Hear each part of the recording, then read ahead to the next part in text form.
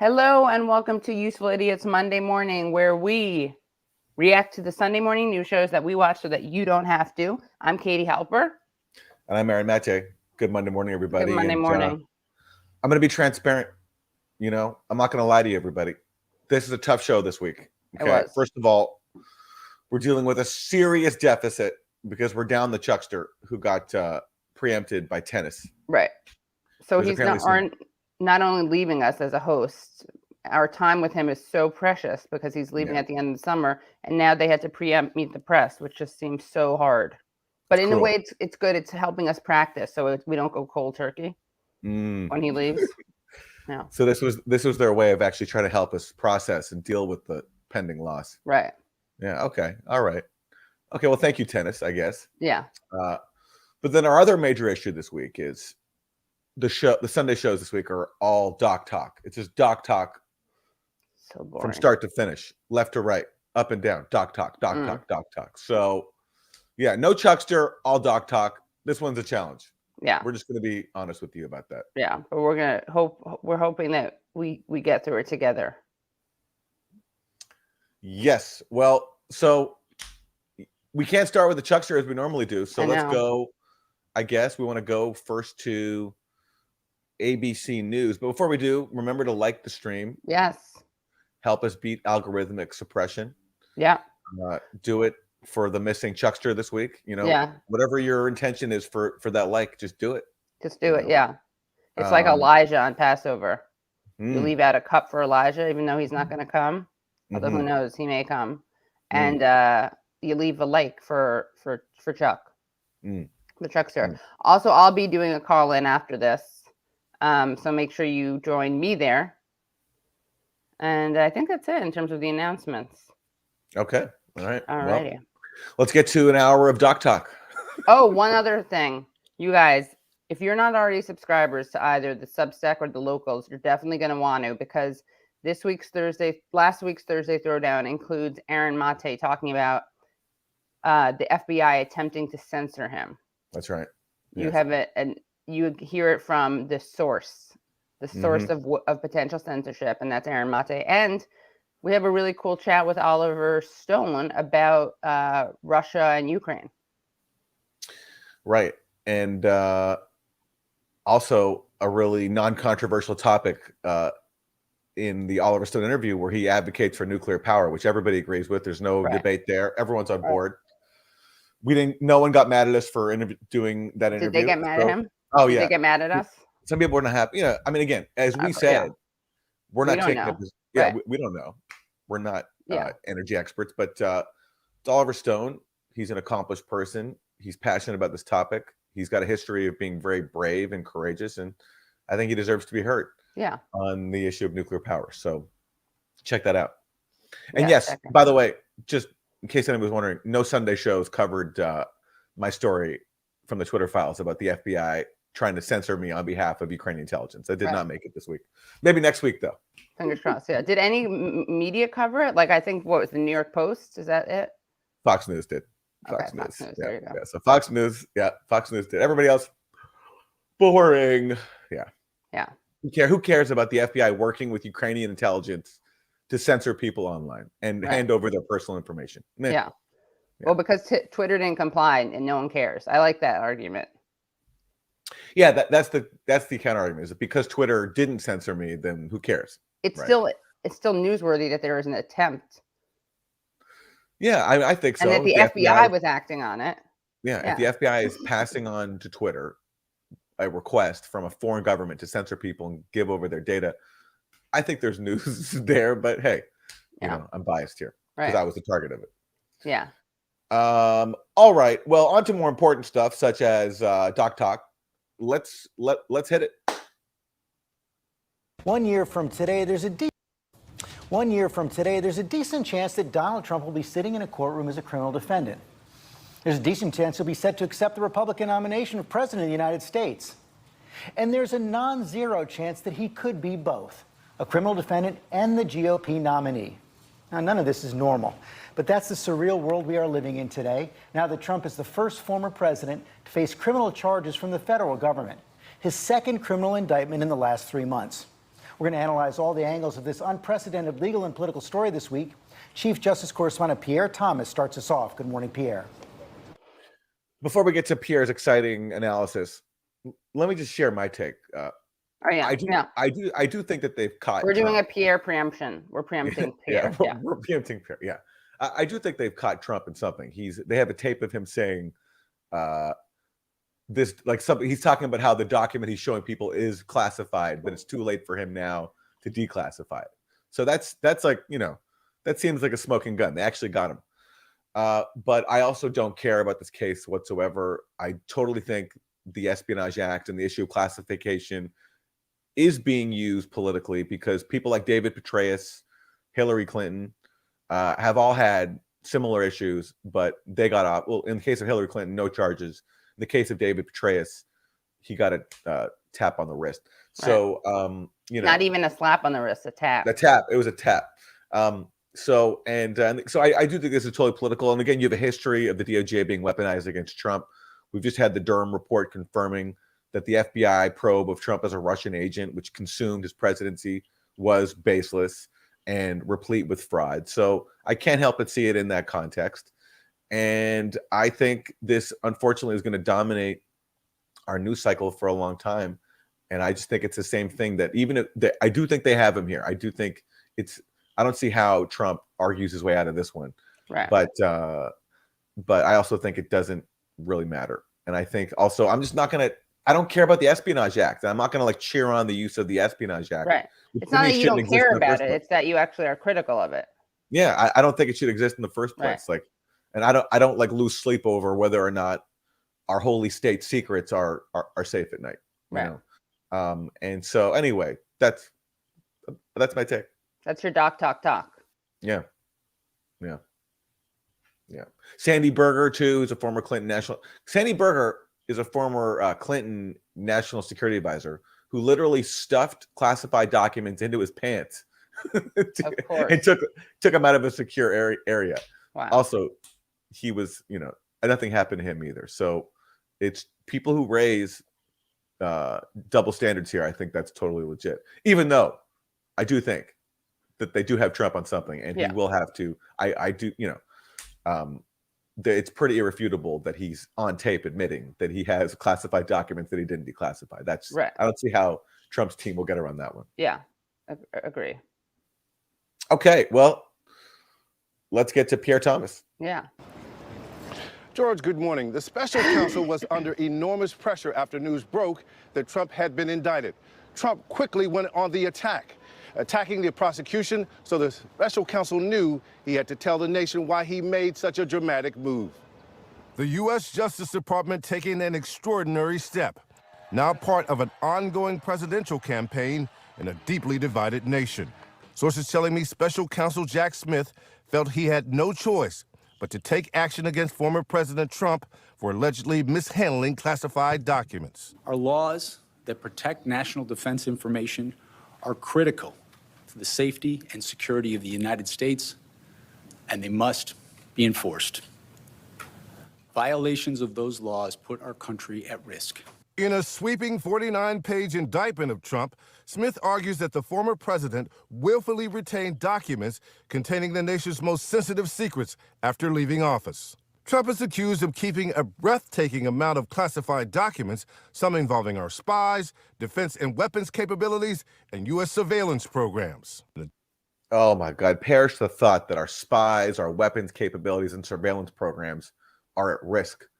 This is perilous. I mean, again, this is a thing where for 7 years, the answer to Trump has been presented to us as being the national security state. Right. And we're supposed to care about what the national security state cares about, when really they don't like Trump, not because of his policies, which they pretty much agree with. And we're going to show an example of that later. They don't like him because he puts an ugly face on their war machine. And they've been trying, and they don't like it when he talks about getting along with Russia, because they're very triggered by Russia. And so this is the latest extension of that. And the public is supposed to care about this when, again, it's another issue that's totally divorced from real people's lives. And again, is predicated on worshiping the national security state. And in this case, protecting its so-called secrets. And right. I mean, that's why it's a hard sell for me. Yeah, it's hard to get that. It's just this whole thing is in such a problematic context. Is the major issue, in my opinion. Yeah, but he did do something that's illegal. They did get him. They did get him. All right. Yeah. Well, let's look at how the people, like the public, is reacting to this. And surprisingly, it's the exact same as always. Half the country says he's guilty. Half the country says, well, maybe he is, but they still think it's a politically motivated scandal. So these are some polls. Post taken right after news of the charges dropped gives us a first glimpse at the indictment's impact on the presidential race. Political director Rick Klein here to break down the results. And Rick, a familiar partisan split. Yeah, George, look, nearly a majority of the country, 48%, say that Donald Trump should be facing federal charges in this case, but an almost identical number, 47%, saying at the same time that the charges are politically motivated. If you look at the party breakdown, you start to see something interesting. But overall, you've got the public dialed into this, 61% of the country thinking that these are serious charges. As you might expect, Democrats far more likely than Republicans to see this as serious charges. But I am struck by this number. Even among Republicans, 38% say these charges are serious. And among independents, it's an overwhelming number. 63% of independents say these charges are serious. There's also a good... Speaking of serious, that's a serious circle. Look at that circle. I know, very serious. Well circle, done. Yeah. Very well done circle. Very serious circle work right there. You'd think that they'd do another color, though, if we're being honest, to make it pop more. So it's not serious circle work. Yeah. Yeah, it's seriously lacking circle work. Yeah. Yeah. Yeah. Yeah. Good chunk of voters who say they're not yet sure. They don't know where they stand just yet. And as we know, there's going to be a lot more information that comes out over a long period of time in this case. Sure is. We also have the campaign going on right now. And right now, at least, the Republican nomination is still Donald Trump's to lose. Yeah, look, there's nothing in polling right now that suggests that Donald Trump is being hurt by federal indictments, by any indictments. The case of New York from a couple of months ago, it may actually have helped his standing. Look at this. This is our 538 polling average back on April 4th. When those charges against Donald Trump in Manhattan were first unveiled, Donald Trump was leading Ron DeSantis, his closest rival, by about 20 points. Now you fast forward 2 months to this weekend, Donald Trump is... All right, failed. This is a fail. Look at the way he wrote the plus sign.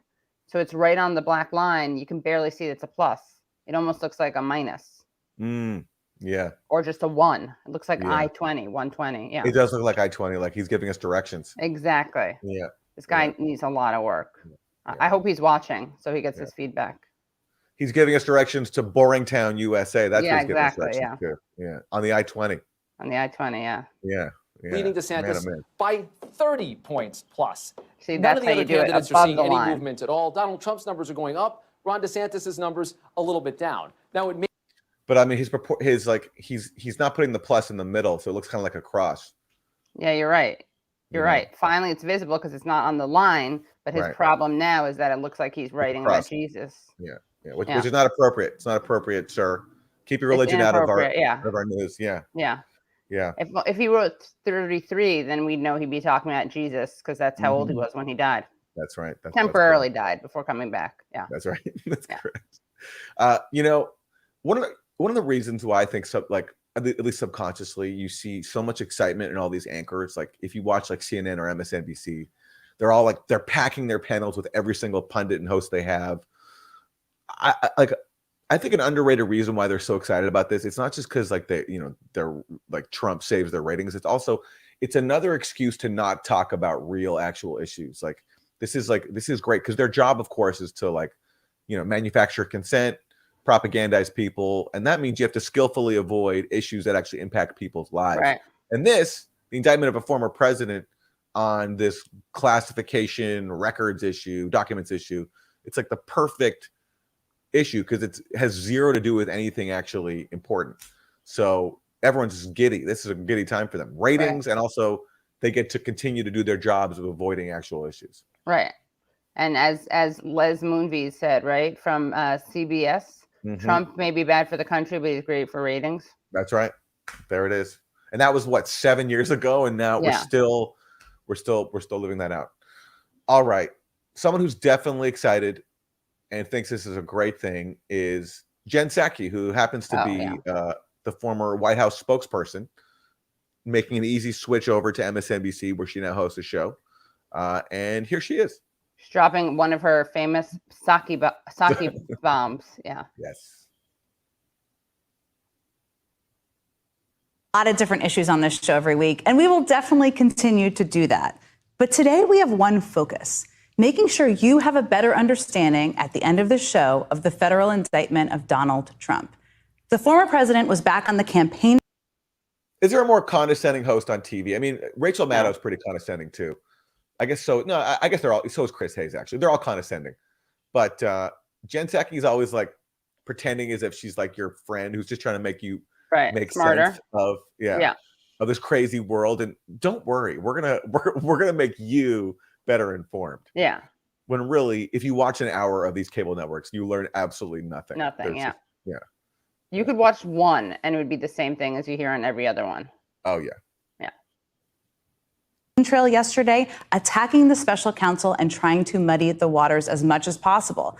The rhetoric from his supporters is getting increasingly violent, and his arraignment Tuesday in Miami could be a circus. So it's super important that everybody understands the facts of this case as widely as possible. The indictment unsealed by special counsel Jack Smith on Friday. It's super important, everybody. It's super important. Super. You know what's crazy? It's like we're living in this endless loop of Trump and special counsel. So literally, if you were to go 5 years ago now to the same period, you'd have a show on MSNBC saying Trump is attacking the special counsel. Right. In that case, it was Mueller, because Mueller was investigating this fake Russiagate conspiracy theory. So it's like it's the exact same thing over and over and over. Trump against the national security state. Trump is a threat. Trump attacking the special counsel. Here's some legal analysis of stuff that has zero relation to anyone's life, except for national security state bureaucrats and classification officers. Pretty much it. So crazy, yeah. It stems from Trump's efforts to retain hundreds of government documents at Mar-a-Lago after leaving the White House. And contrary to most sleep-inducing legal documents, this one is pretty riveting. The indictment includes text messages. It includes it's so riveting. Yes. Yes. Yeah. Oh, she was up riveting all weekend. Yeah. Oh my God. Yes, it's a riveting document about documents. Wildly hypocritical quotes from Trump in 2016 about his supposed respect for classified information. And it even has an itemized list of classified documents, 31 of them Trump wrongfully held onto. Those classified documents. Katie, it's itemized. You hear that? Yeah. There's an itemized list. This is riveting stuff. Yeah. Very riveting. I love an itemized list. Yes. Yeah. Oh my Lord. Not just contained information about.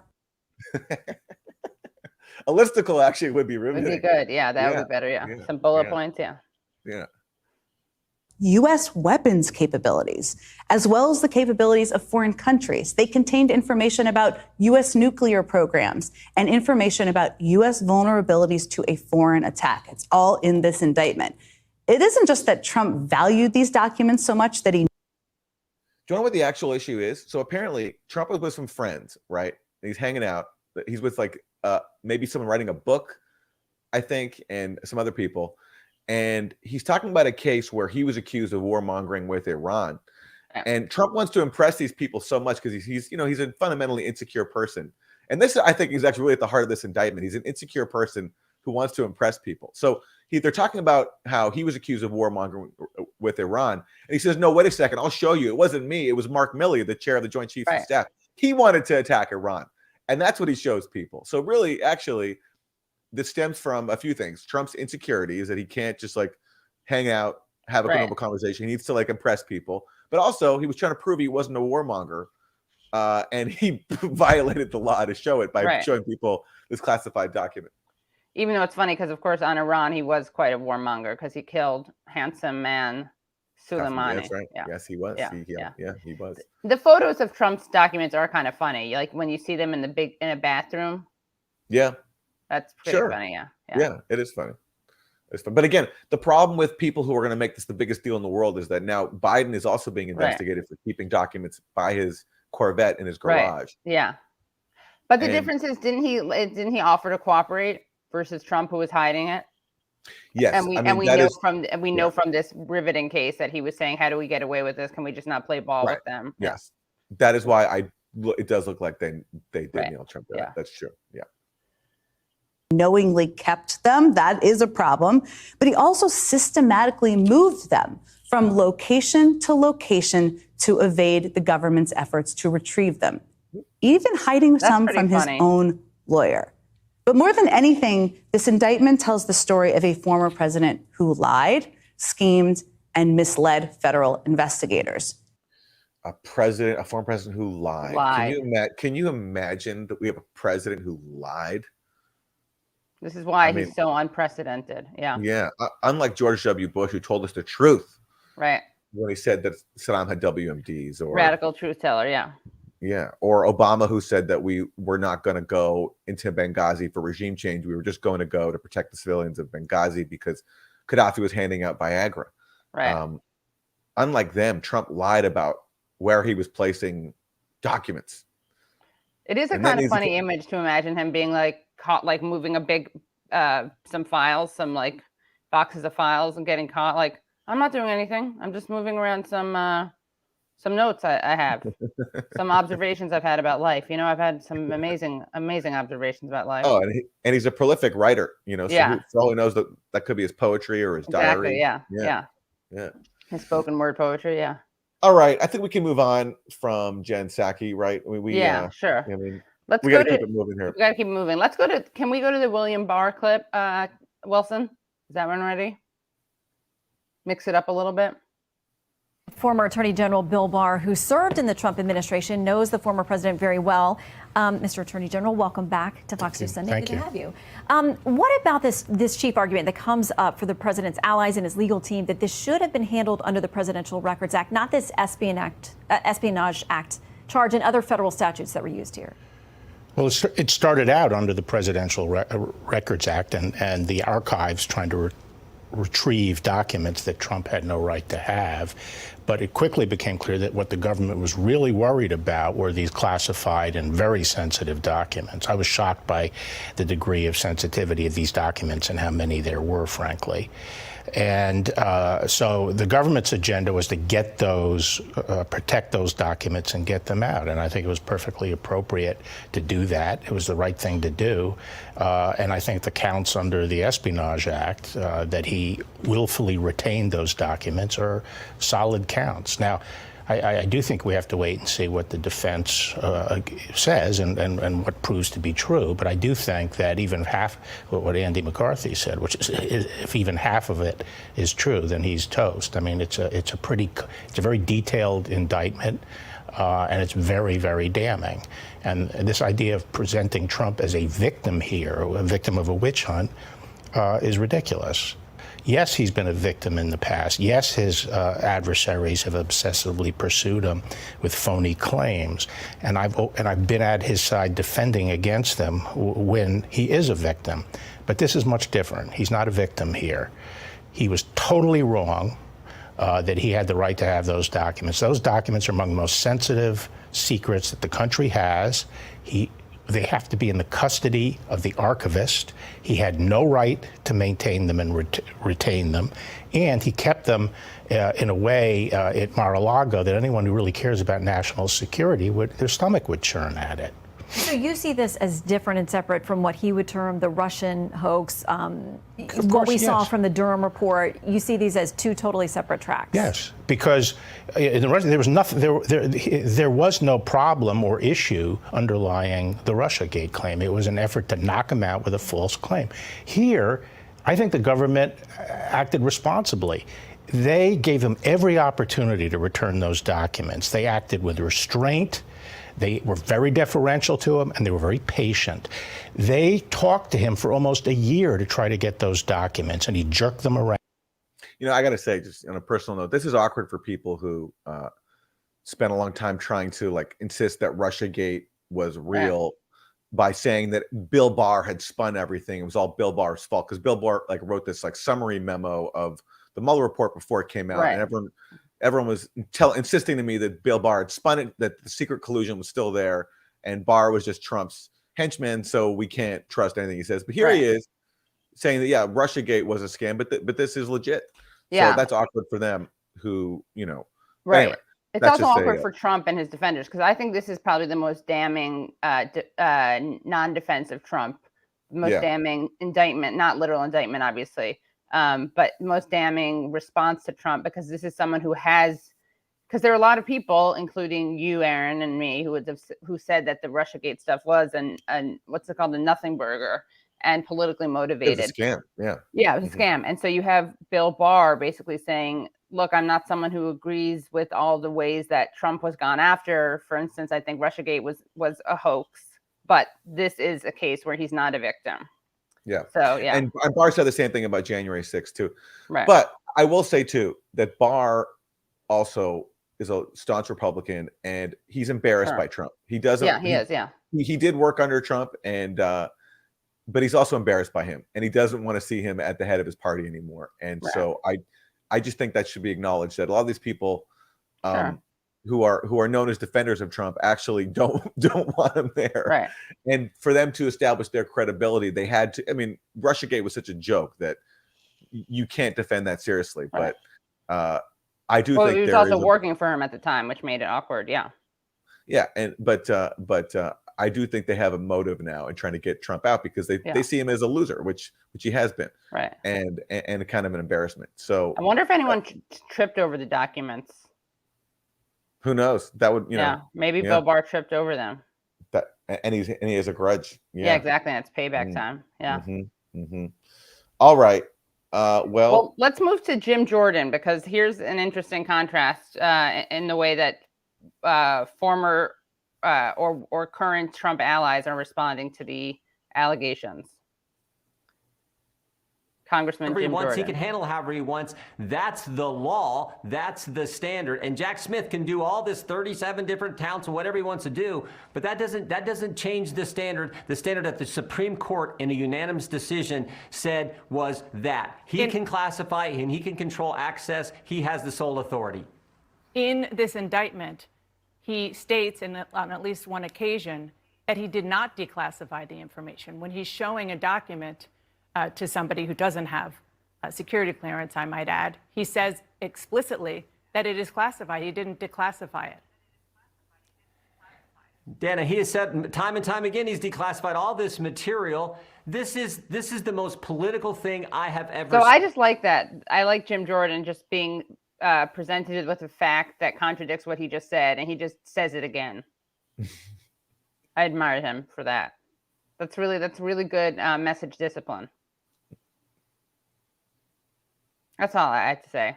That's an interesting example of just pivoting back to what you initially said, even though it's contradicted by the response. So Jordan is kind of the anti-Barr, which makes him the Antichrist, if you're a big Barr fan. Coming full circle. Back to the Jesus references. You're welcome, everyone. All right, what do we got next? What should we go to next? Let's go to John Ratcliffe. He's he's another Trump ally. He's the former director of national intelligence. He also is on Trump's side on this. That's clip number 5, Wilson. Trump indictment, and also what we know about Biden's handling of documents while he was a senator. Your thoughts? Well, my thought is it's a travesty for a number of reasons, Maria. When you talk about this Trump indictment, it seems very much to be a continuation of the same type of Department of Justice and FBI abuses that are well documented by inspectors general and more recently by the Durham report. Look, let's start with this. Just like the Russia collusion hoax that started with the FBI and the Department of Justice lying to the FISA court, in fact, committing felonies for which someone pled guilty to create a false narrative, we start out the same way here. I love that image of Trump, by the way. It's great. We have, prosecutors allegedly committing crimes to prosecute crimes. A member of Jack Smith's prosecution team threatening a lawyer representing President Trump's personal valet, look, you've got to flip your witness, otherwise you won't get a federal judgeship. So starting with that is troubling, but then moving to even what Jack Smith said. Look, he came out with this flowery language that every American would agree with when he says, you know, we have one set of laws that apply to everyone. Great. What he left out was that only works if those laws are applied evenly. And if he was being truthful, what he would have said is if we apply those laws to Trump this way, Hillary Clinton would have been indicted and Joe Biden will be indicted. Look, let's be real easy about this. As a former federal prosecutor, I can tell you when you line up the cases against Secretary of State Clinton, President Donald Trump, and Senator Joe Biden, there's no reasonable prosecutor that won't tell you that the easiest case to make, a slam dunk case, is that Senator Joe Biden broke the law. There is no legal excuse, justification, or rationale that ever justifies a United States senator having possession of classified documents in his home and his office. And it wouldn't have taken Jack Smith applying the laws evenly, even 7 months to move forward on a case against Joe Biden. He would have moved forward in 7 days, which begs the question, it did take him 7 months in his prosecution of President Trump to get to this point. Where's the special counsel that was appointed to investigate Joe Biden? It's been 5. Well, you know what? Maybe if Biden becomes too embarrassing on the campaign trail, as is become, maybe the special counsel will come in and indict him too, so they can get him out and bring in, I don't know, Mayor Pete or Gavin Newsom or Kamala. I don't know. Right. Who knows? Stay tuned. Stay tuned. Wouldn't it be funny if Trump ran from jail and Biden ran from the basement?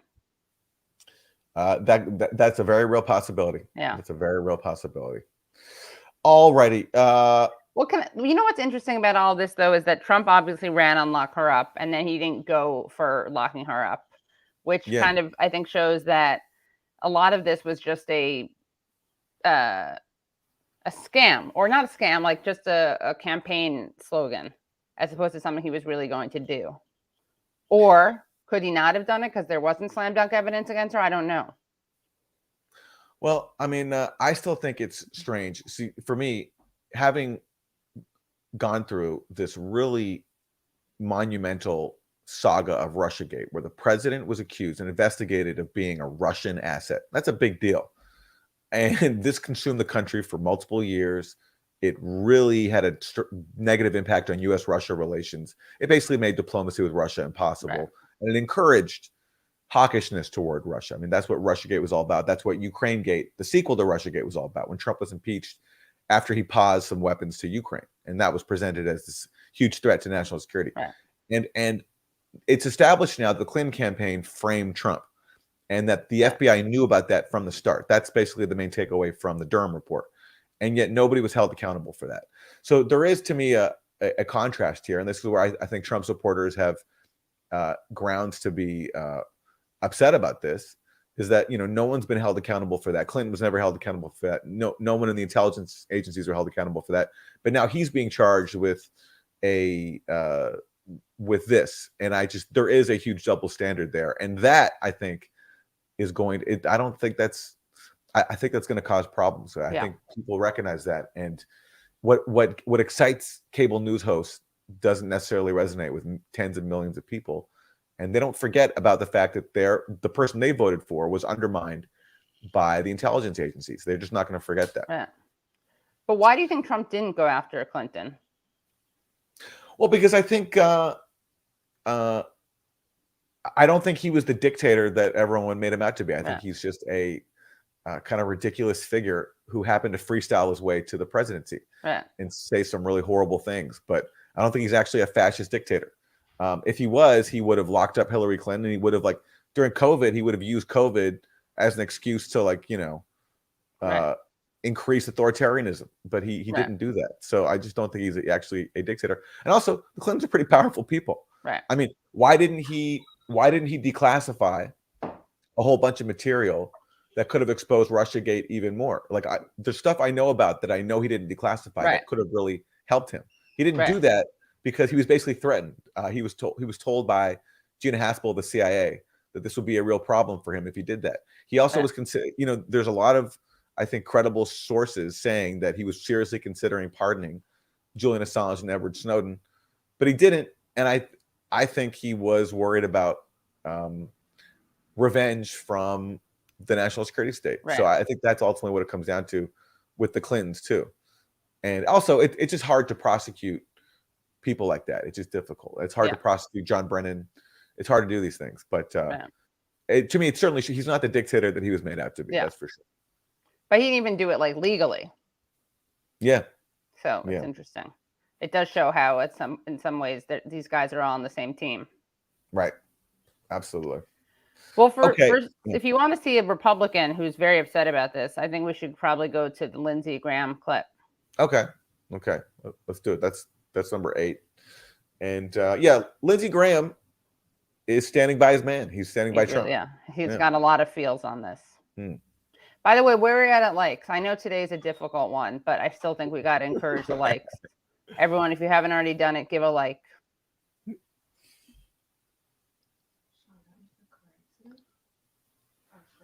One second. Sorry, everyone. I see 700. Okay, not bad. Not bad. Let's get it up to 800. How about that? And then maybe this, if we pull out that last Saki, we'll definitely get over 1,000. Is my thought. Okay. All right. Okay. Well, stay tuned, everybody. We have another Saki bomb coming up at the end. All right. But for now, though, we can go to Lindsey G. of South Carolina. I'm going to enforce all laws concerning the protection of classified information. We can't have someone in the Oval Office who doesn't understand the meaning of the word confidential or classified. Service members here in North Carolina have risked their lives to acquire classified intelligence to protect our country. We are joined now by Senator Lindsey Graham of South Carolina, who's endorsed Donald Trump for president in 2024. Senator Graham, thank you for joining us this morning. Donald Trump has said repeatedly that he did nothing wrong. Do you believe that? Well, here's what I believe. We live in an America where if you're the Democratic candidate for president, Hillary Clinton, Secretary of State, you can set up a private server in your basement to conduct government business. And when an investigation is had about your activity, no, let me finish. But you didn't answer the question. That was ridiculous. Well, yeah, I'm trying to answer the question from a Republican point of view. That may not be acceptable on this show.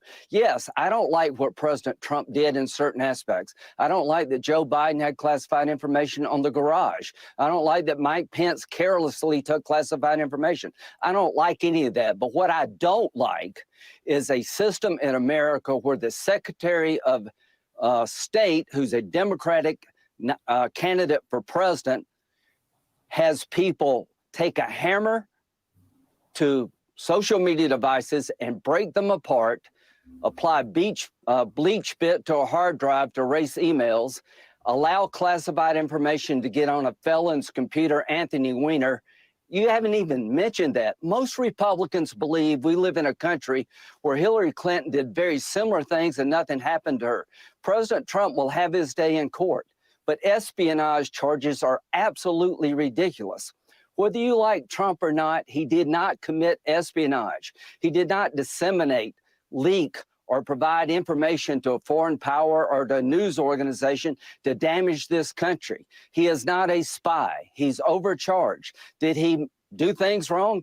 Yes, he may have. He will be tried about that, but Hillary Clinton wasn't. Your old boss committed perjury in a civil lawsuit, lost his law license, obstructed justice in a dozen ways, and he didn't get prosecuted. I know. And he was impeached. Well, Senator, okay, he was impeached, but he wasn't prosecuted. You've made your point. Okay, pause it. Yeah.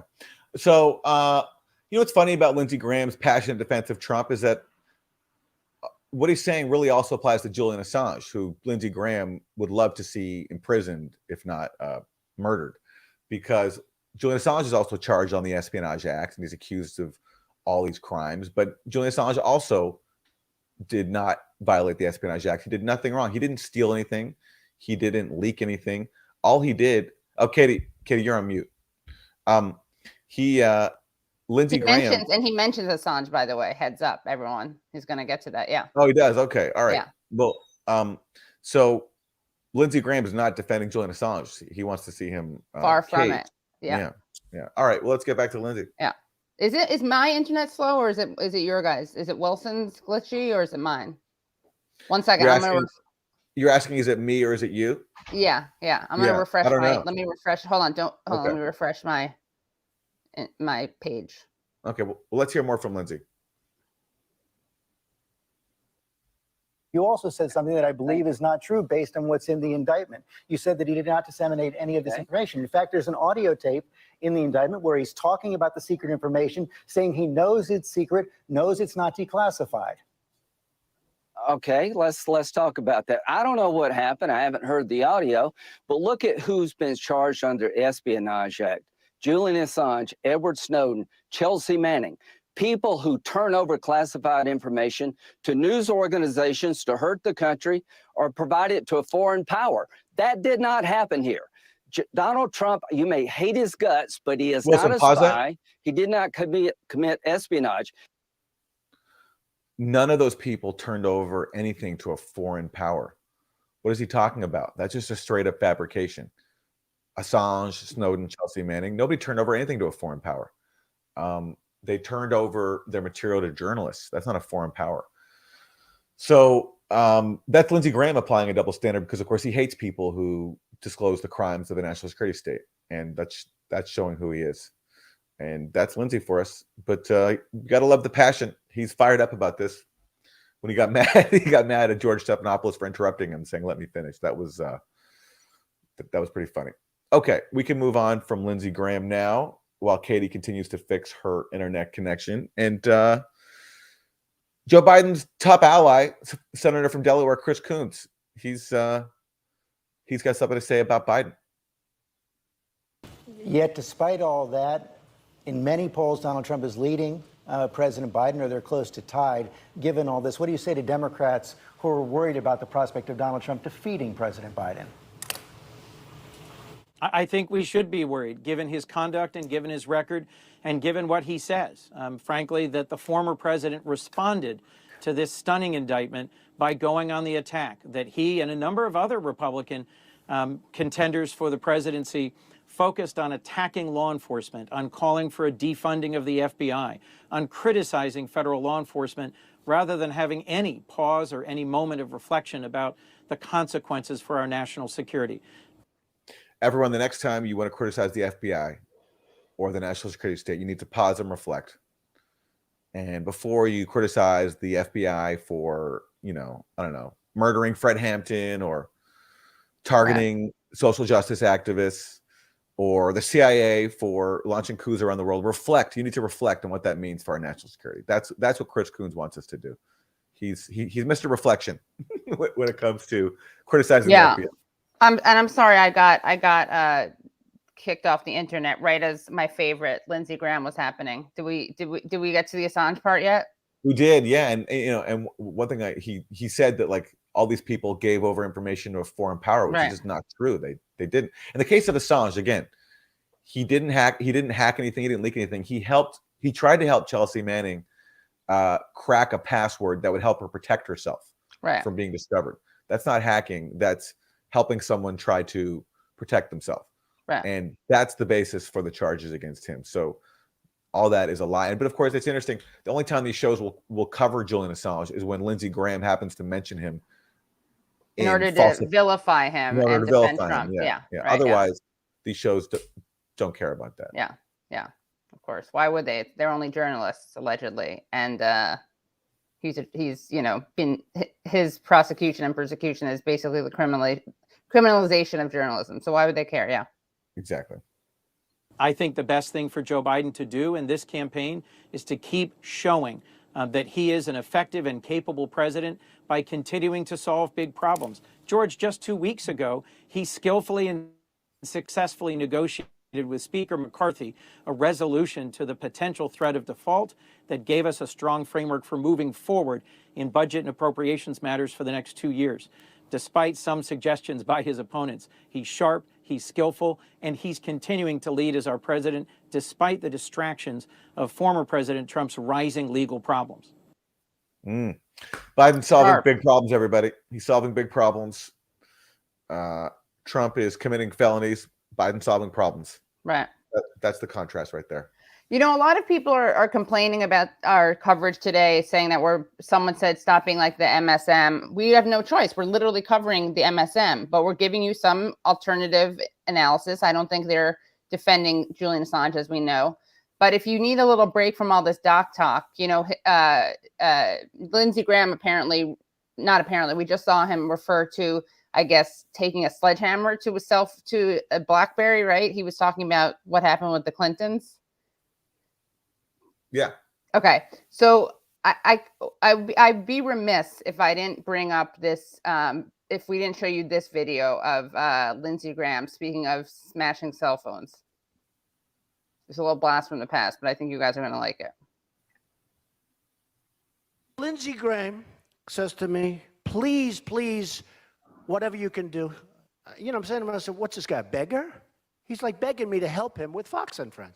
So I say, okay, and I'll mention your name. He said, could you mention my name? I said, yes, I'll mention. And he gave me his number, and I found the card. I wrote the number down. I don't know if it's the right number. Let's try it. 202-228-0292. You know, that was Donald Trump in South Carolina, just giving out Lindsey Graham's cell phone number yesterday. He's a senator.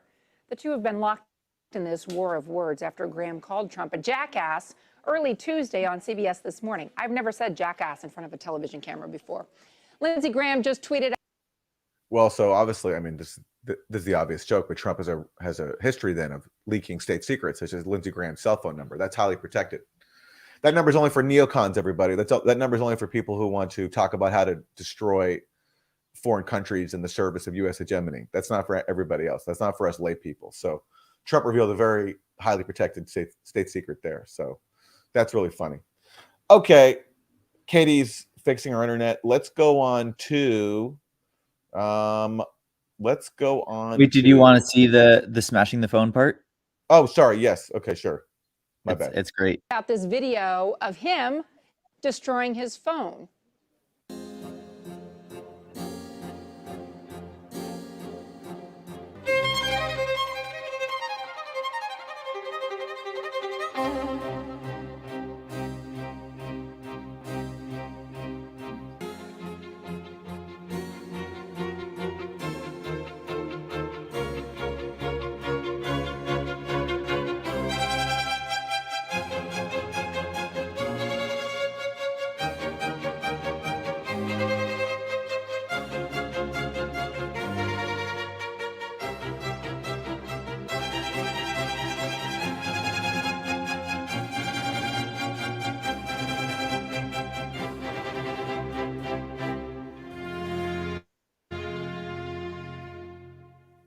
Or if all else fails, you can always give your number to the Donald.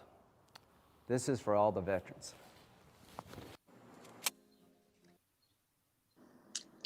That's really funny. I did not know about this incident. I somehow missed it. That's really funny. Why does he do that for the veterans? Like, what do the veterans Aaron, do? You have to ask, Aaron. If you have to ask, it means you just don't understand. Okay. You don't understand how to do patriotism. That's how you do it. You throw your phone for the veterans. I mean, one could argue that Lindsey Graham is committing a crime there. That's property damage. Right. That's the glorification of violence. I'm surprised he didn't face charges for that. You know? He could have caught a case for that, just like Trump. That's really funny. That is very, very funny. Yeah. And thank you, Katie, because that is I mean, we're working with some tough material here, so that a little bit. That's a good flashback. Thank you. Apparently, by the way, speaking of the cell phone destruction, did you see like Keith Olbermann apparently had another meltdown about Trump, and he's saying someone tweeted something about the breaking of the cell phone and the what are they calling it, bit bleach or something? This is all to get stuff off of, I guess, Hillary's server. He's saying that never happened, and apparently he like wished he maybe I don't have this confirmed because something's wrong with my laptop, but apparently someone can check it out. He like wished death on Trump. People are saying Oberman and another meltdown, Oberman meltdown. Yeah. Huh. Keith, crazy Keith. Yeah. Okay, keeping it going. Let's go to clip 14, Wilson. This is Maggie Haberman. She's been covering Trump like nobody else for a long time. She wrote a whole book about him. She's come up with these scoops from, inside his inner circle. So she's got some access apparently. And here she is with her take. Also, don't forget, she laughed on George Stephanopoulos' show. She laughed in the face of Keith Ellison when he predicted that Trump could win the primary. That's right. That was her. Yeah, that's right.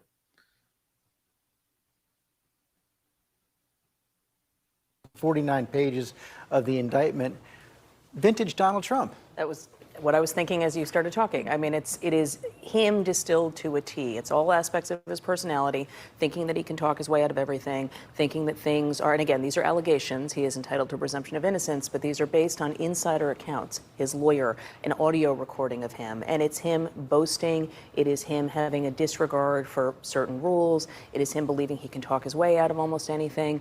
And I think that it is one of the most devastating indictments that I have ever read. And you addressed this in the New York Times this week. One of the big mysteries of all this is why Donald Trump would want to keep all these documents. And that's not addressed and doesn't have to be legally in the indictment, but it is going to be an enduring question. And it may be one that prosecutors try to deal with at trial. There's obviously been a range of questions about this. Trump views everything as leverage. Was he in some way trying to monetize it? We know that prosecutors went down the road of was he trying to use this for business deals?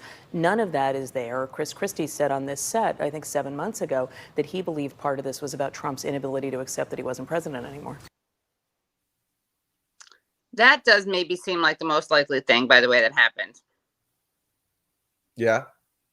I don't know. It just doesn't make sense what he did. I guess it does make sense. Maybe it's consistent with the Donald, but there is something really funny about him schlepping documents from place to place.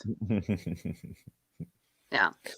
Again, for me, I just go back to his insecurity. He can't just hang out and be a normal dude and be himself. He needs material constantly. He needs to impress people. Right. So what better way to do that than to show that you still have some classified documents? I mean, yeah, in your bathroom, in a ballroom, yeah. Yeah, and if it's like a kid showing, like, I don't know, their comic books or their baseball cards, right.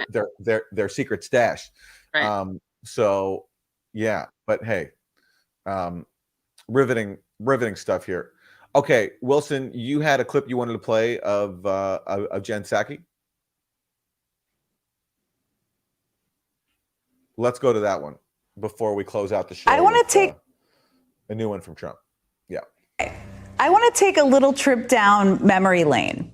The year is 2016, and Donald Trump is very fired up over Hillary Clinton's handling of classified information.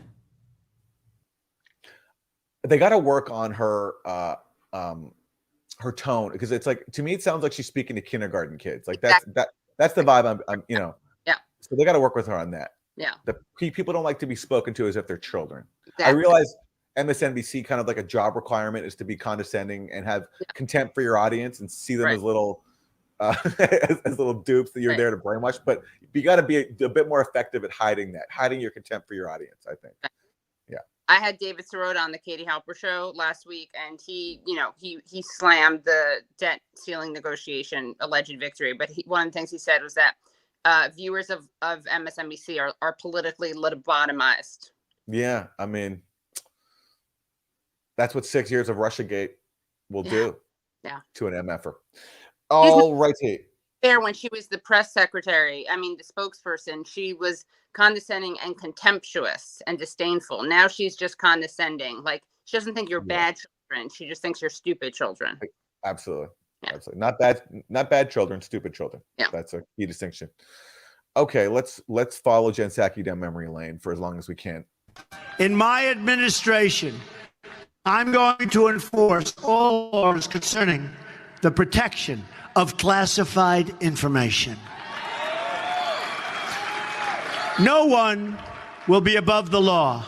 We can't have someone in the Oval Office who doesn't understand the meaning of the word confidential or classified. One of the first things we must do is to enforce all classification rules and to enforce all laws relating to the handling of classified information. We also need the best protection of classified information. That is the worst situation. I mean, this is really funny. And it reminds me of like if Trump pretending to care about classification here and pretending as if this is the most important thing, because he's doing that, of course, because Hillary Clinton, this was her issue at that time. Right. This is back in 2016. But it reminds me of like how like Trump also pretends to be now like a devoutly religious person who loves Jesus, loves the Bible. Yeah. Right. It's a similar thing. He doesn't care about any of these things at all. Right. But he puts on like he does his best to sound like solemn and righteous. It's really funny. Yeah. Asked why when he said the IRS was targeting him, and he was asked why are they targeting you? If they're targeting you, why would they do that? He goes, because I'm extremely religious.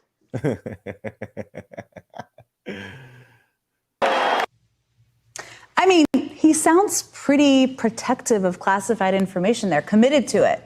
There's hypocrisy, and then there is what you just saw there.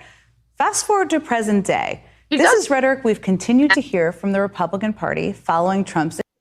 Say it again, Kitty. She does use. I think she's really carried on. She's picked up the baton from Rachel Maddow in her hand movements. Oh yeah. The only thing she doesn't do is. It definitely looks like Maddow's giving her some tips in terms of just like being so disingenuous and condescending to your audience and treating them like little children. That is also a Maddow thing. But and also like Maddow treated us like college students, not kindergarten students. She was like a good professor. Yeah. All right. I think that's enough of the Psaki bomb. And let's close. So all this is happening, and this is all cable news is talking about. But meanwhile, in Trump's response to this, he spoke a few days ago at a rally, and he bragged about trying to overthrow Venezuela's government and steal its oil. And this is just an example of why I think the national security state and their media stenographers fundamentally don't like Trump. They share his policies. So in this case, in Venezuela, they were all behind Trump's coup in Venezuela. They just don't like that he's honest about it. And this to me is a real driver behind why they want to get him out, is because he's too honest sometimes about the US war machine, and he puts an ugly face on it. You're supposed to have people like Barack Obama who pretend to care about democracy and freedom while they destroy other countries and steal their resources. Trump doesn't do that. So here he is talking about Venezuela the other night. From Venezuela. When I left, Venezuela was ready to collapse. We would have taken it over. We would have gotten all that oil. It would have been right next door. But now we're buying oil from Venezuela, so we're making it very. Their oil is garbage. It's horrible. The worst you can get. Tar. It's like tar. And to refine it, you need special plants. And these people. All right, this clip is getting. It's getting glitchy. How about we're buying oil from Venezuela? Can you believe this? Nobody can believe it. Their oil is garbage. It's horrible. The worst you can get. Tar. It's like tar. And to refine it, you need special plants. And these people. All right. Well, you got the message. Here he's saying that when he left office, Venezuela was about to collapse. He's talking about the sanctions he imposed, or he escalated on Venezuela, that are designed to destroy its economy, deny it food and medicine. And that was a bipartisan policy. And, Nancy Pelosi stood up and gave Juan Guaido a standing ovation, along with everybody else in Congress, when Trump brought him out for a State of the Union. And that Juan Guaido is the fake president who they tried to install. Right. And that to me, just an example. So they're behind him on his policies fundamentally. They just don't like the way he sometimes blurts out the truth because he's so impulsive and out of control. Similar to why he just got caught stealing these documents and admitting it. But these shows don't cover admissions like this, where he's bragging about destroying a country and stealing its resources, because they support that policy. Right.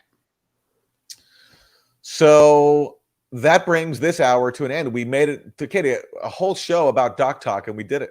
And we did it, and we didn't have Chuck. We didn't have Chuck Doc Talk, so that was painful. But don't worry, next week I'm sure they'll be on to different things. Hopefully, maybe not. Oh my God! Imagine if it's Doc Talk Part 2. Yeah, I think that's a safe bet, unfortunately. Yeah. All right. usefulidiots.substack.com, usefulidiots.locals.com. You can go there, support us, get bonus content. and give this stream a like. And you can Yeah. join Katie now if you're around on the Callin app. Yeah. See you guys next week. Same Bye, time. everybody.